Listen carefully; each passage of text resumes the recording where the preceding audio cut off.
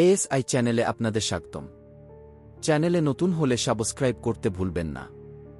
আজকে আপনাদের জন্য নিয়ে এলাম এমন একটি মুভির এক্সপ্লেনেশন যা কিনা 5টি দেশে ব্যান করে দেয়া হয়, এবং মুভিটি পুরো সত্য ঘটনা অবলম্বনে নির্মিত। মুভিটির নাম ম্যান বিহাইন্ড দ্য সান। এটি এমন একটি সিনেমা যা অত্যন্ত বেদনাদায়ক এবং সমাজের মধ্যে ইতিহাসের অন্ধকার দিককে প্রকাশ করে।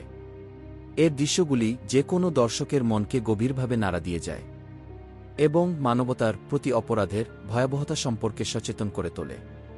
তাহলে শুরু করা যাক। সিনেমার শুরুতে দর্শককে পরিচয় করানো হয় জাপানি ইউনিট 731 এর একটি গোপন গবেষণা প্রকল্পের মাধ্যমে, যেখানে জাপানি সেনারা মানবদেহে জীবাণু যুদ্ধের পরীক্ষা চালাত। এটি ছিল এক ভয়ঙ্কর স্থান যেখানে যুদ্ধবন্দী এবং অসহায় সাধারণ মানুষকে অমানবিক চিকিৎসার পরীক্ষায় ব্যবহৃত হতো। ইউনিট 731 এর প্রধান চিকিৎসক ডাক্তার শিরাইয়া এবং তার সহকারী চিকিৎসকরা অত্যন্ত নিষ্ঠুর এবং শ্বাসরুদ্ধকর একাধিক পরীক্ষা পরিচালনা করতেন। একটি চীনা গাঁথনির মাধ্যমে সিনেমায় চীনা বন্দীদের একটি দল ইউনিট 731 এ নিয়ে আসা হয়। তাদের মধ্যে ছিল কিছু সাধারণ চীনা নাগরিক, কিছু যুদ্ধবন্দী এবং কিছু বাচ্চা। বন্দীদের এই গ্রুপটি, যাদের প্রাণ বাঁচানোর কোনো আশা ছিল না, তাদের উপর নিষ্ঠুর এবং অমানবিক পরীক্ষা শুরু হয়। ইউনিট 731 এর ডাক্তাররা তাদের শরীরে জীবাণু ছড়িয়ে দেয় অথবা তাদের মধ্যে নানা ধরনের ভয়ঙ্কর অস্ত্র ব্যবহার করে পরীক্ষামূলক প্রাণহানির ঘটনা ঘটান। ডাক্তার শিরাইয়া এবং তার সহকর্মীরা এই বন্দীদের উপর বিভিন্ন ভয়ঙ্কর পরীক্ষা শুরু করেন। সেগুলির মধ্যে ছিল জীবাণু দিয়ে সংক্রমণ ঘটানো, শরীরে গরম বা ঠান্ডা পরীক্ষার মাধ্যমে তাপমাত্রা পরিবর্তন, কিংবা বিশেষ ধরনের অস্ত্র ব্যবহার করে তাদের শারীরিক অবস্থা পরীক্ষা করা।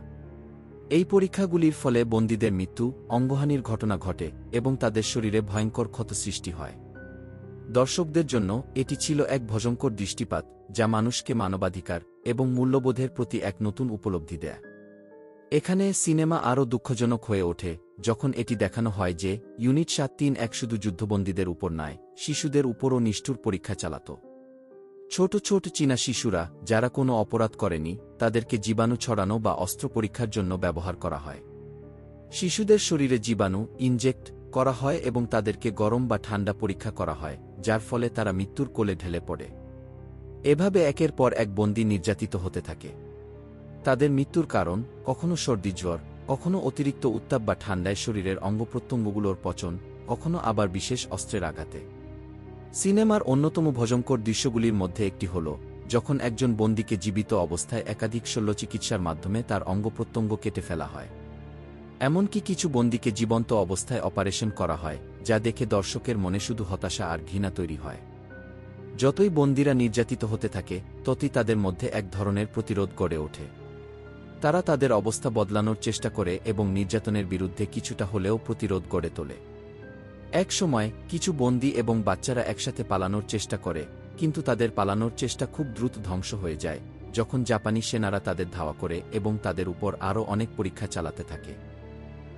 তাদের মাঝে থেকে একাংশ তাদের নিজেদের মর্যাদা ও সম্মান রক্ষার জন্য বিদ্রোহ করে। এই সময়ে ইউনিট 731 এর সমস্ত কার্যকলাপ একের পর এক ধ্বংস হয়ে যেতে শুরু করে। অবশেষে চীনা বন্দীদের মধ্যে যারা বেঁচে থাকে তারা বেরিয়ে আসে এবং তারা জাপানি সেনাদের বিরুদ্ধে প্রতিশোধ নিতে এগিয়ে আসে।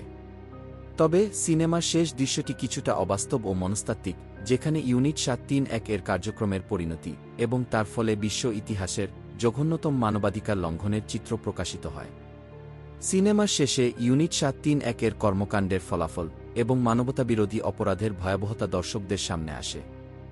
এটি এমন একটি চলচ্চিত্র যা চীনা জনগণের বিরুদ্ধে করা জাপানি অপরাধের ইতিহাসের একটি অন্ধকার অধ্যায় তুলে ধরে। এক্সপ্লেনেশনটি ভালো লাগলে দয়া করে লাইক, কমেন্ট এবং চ্যানেলটিকে সাবস্ক্রাইব করবেন। ধন্যবাদ।